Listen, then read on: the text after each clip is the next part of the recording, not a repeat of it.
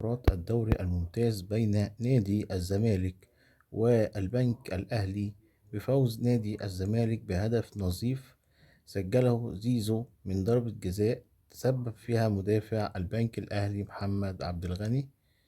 ألف مليون مبروك لجماهير وعشاق نادي الزمالك الحبيبة ولاعبي نادي الزمالك ورئيس مجلس إدارة نادي الزمالك، وإلى المزيد من التقدم والانتصار والنجاح بإذن الله.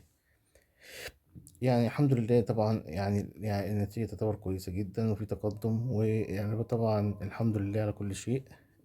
طبعا لولا ان الحكم برضو امبارح كان متحيز شوية للنادي الأحمر، وكان ممكن الأهلي يتعادل امبارح مع الإسماعيلي، وكنا ممكن نتقدم على الأهلي كمان في النقاط. انما حاليا دلوقتي احنا الحمد لله دلوقتي يعني متعادلين في عدد النقاط مع الاحمر. فباذن الله ان شاء الله يعني يبقى خير اللي جاي، واللي جاي باذن الله يبقى احسن وافضل باذن الله ان شاء الله. الف مليون مبروك لنادي الزمالك، ودايما مزيد من الانتصار باذن الله.